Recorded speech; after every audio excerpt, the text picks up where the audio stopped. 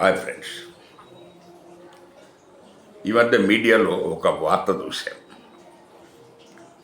ఒక కాలనీలో వాళ్ళు ఏదో ఫంక్షన్ చేసుకోవడానికి అంబేద్కర్ ఫోటో ఫ్లెక్సీలు అవి కట్టడానికి ప్రయత్నం చేస్తే ఆ కాలనీ వాళ్ళు అడ్డుకున్నారు. అంబేద్కర్ ఫ్లెక్సీ లేకపోతే ఫోటో పెడితే ఈ కాలనీ ఎస్సీ కాలనీ అని అనుకుంటారు ప్రజలు. సో అందువల్ల మాకు ఇష్టం లేదు, మీరు ఇక్కడ పెట్టొద్దు. సో ప్రపంచ దేశాలు అంబేద్కర్ను ఒక మానవుడిగా, ఒక మహామేధావిగా వాళ్ళు గుర్తించి ప్రపంచ దేశాలు అమెరికా, ఇంగ్లాండ్, మన కెనడా, రష్యా అన్ని చోట్ల ఆయన విగ్రహాలు పెట్టి ఆయన గురించి చాలా పెద్ద ఎత్తున గౌరవం ఇస్తూ ఉంటే మన దేశంలో ఈరోజు కూడా అంబేద్కర్ రాజ్యాంగాన్ని రాశాడని ఒకడు, కొంతమంది పనికిమాల వాళ్ళు ఉన్నారు, అమార ప్రసాద్ అని ఒకడు ఉన్నాడు. వాడు మరి మనిషి రూపమో తెలియదు, అది అంబేద్కర్ అసలు రాయనే లేదు, ఆ రాజ్యాంగానికి అంబేద్కర్ సంబంధమే లేదు. సో ఇవన్నీ ఈ రకమైన ఆలోచనలతో వాళ్ళ పాలకుల సపోర్ట్ ఉంది వాళ్ళకి. సో పాలకులు ఎలా గెలుస్తున్నారు? రాజ్యాంగం ద్వారా జరగబడిన ఎన్నికల ద్వారా వాళ్ళు ఎన్నుకోబడ్డారు, బీజేపీ. కానీ రాజ్యాంగాన్ని వాళ్ళు గౌరవించరు. ఆర్ఎస్ఎస్ రాజ్యాంగాన్ని గౌరవించరు. కానీ వాళ్ళు దేశభక్తులు, రాజ్యాంగాన్ని గౌరవించే వాళ్ళు దేశద్రోహులు. ఇది ఇప్పుడు నడుస్తూ ఉంది. సో వాళ్ళు అధికారంలో ఉన్నారు, గత 12 సంవత్సరాల నుంచి పైన అధికారంలో ఉన్నారు, బలంగా ఉన్నారు, ఆర్థికంగా బలంగా ఉన్నారు. వాళ్ళను ఎవరు ఎదుర్కొనే వాళ్ళు లేరు. కాబట్టి సో ఎక్కడ చూసినా కూడా మత సంబంధమైన, కుల సంబంధమైన సమస్యలు రాను సమాజంలో పెరుగుతూ వస్తున్నాయి. ఒక ఆయన అంటాడు, ఏదైనా అక్కడ రిజిస్ట్రేషన్ చేస్తే మా అమెరికాలో అయితే కాల్చి పడేస్తారు విశ్వేశ్వర రెడ్డి. మరి ఆయన బాగా చదువుకున్నాడు, ఒక జడ్జో చీఫ్ జస్టిస్ అల్లు కొడుకు మనవడు అని విన్నాము. సో ఇది అంటే మనకు ఒక ప్రదర్శన, వాళ్ళు ఒక నిరసన తెలిపితే కాల్చి పడేస్తారు.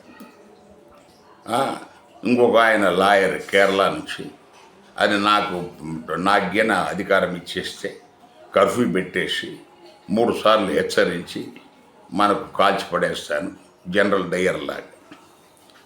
సో ఇది వాళ్ళు మనకు భారతదేశంలో ఉన్న ప్రజాస్వామ్యానికి వాళ్ళు చూపుతున్న గౌరవం, విలువ. సో ఇలాంటి వాళ్ళు దేశభక్తులు. సో వాళ్ళను వ్యతిరేకించే వాళ్ళని దేశద్రోహులు, పాకిస్తాన్ ఏజెంట్లు, చైనా ఏజెంట్లు, విదేశీ ఫండ్స్ వస్తున్నాయి. ఇవే వాళ్ళు వాడేది. వాళ్ళకి ఎందుకంటే దానికి ఎలాంటి ఒక మాట, ఒక అలిగేషన్, ఒక ఆరోపణ చేయడానికి అది ఎక్కడ కూడా ఎవడు అది రుజువు చేయమని అడిగే ప్రసక్తి లేదు, రుజువు చేసే ప్రసక్తి అంతకంటే లేదు, రుజువు చేయటం కూడా కుదరదు. సో ఇవన్నీ జరగవు. కాబట్టి ఇష్టారాజ్యంగా ఎవరికి వాళ్ళు నోరు వాడేస్తున్నారు. సో ఇక్కడ మనం వీడియోలో ప్రధానంగా మనం చర్చించదలుచుకున్నది ఏంటంటే, కోర్టులు కూడా చాలా కోర్టులు వాళ్ళు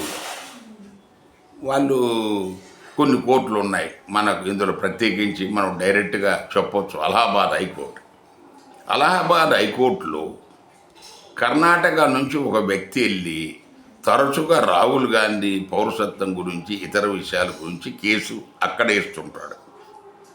ఆయన కర్ణాటకలో హైకోర్టులో వేయడు, ఢిల్లీ హైకోర్టులో వేయడు, అలహాబాద్ హైకోర్టుకి వెళ్తాడు. తర్వాత అతని ఈ మధ్య ఇంకో పిటిషన్ ఏంటి, నేను రాహుల్ గాంధీ మీద కేసులు వేస్తున్నాను కాబట్టి నా ప్రాణానికి ప్రమాదం ఉంది కాబట్టి నాకు Z కేటగిరీ, Y కేటగిరీ నాకు రక్షణ కల్పించాడు. అది కూడా అలహాబాద్ హైకోర్టులో. సో వీటిని మనం ఎలా అర్థం చేసుకోవాలి? అలహాబాద్ హైకోర్టుకు ఏ సంబంధం? అలహాబాద్ హైకోర్టుకు మనకి అదేమన్నా డిసిగ్నేటెడ్ కోర్టు కాదు కదా. సో అలహాబాద్ హైకోర్టులోనే కేసు ఇలాంటి కేసులు వేయాలని ఏం లేదు కదా. అలాంటప్పుడు అలహాబాద్ హైకోర్టులో వారు వేయటము, దాన్ని వీళ్ళు స్వీకరించటం, దాని మీద నోటీసులు ఇవ్వటం, దాని మీద తీర్పులు చెప్పటం నడుస్తారు. సో కోర్టులు కూడా మరి దారుణంగా తయారయ్యాయి. వర్మ గారి దగ్గర గుట్టలు గుట్టలు నోట్లు అన్నారు. వర్మ గురించి ఎవ్వరు అనుకోరు. సో అదే మనకు జస్టిస్ కన్నన్ను 6 నెలలు జైల్లో పెట్టారు. సో దీన్ని ఏమంటారు? ఇది వివక్ష కదా. జస్టిస్ కన్నన్ ఎస్సీ సామాజిక వర్గానికి చెందినవాడు కాబట్టి అతన్ని మీరు జైల్లో పడేశారు. మరి వర్మను వేయలేదే, జస్టిస్ వర్మన్ వేయరు. సో ఇది దేశంలో రాజ్యాంగాన్ని గౌరవించటం లేదు.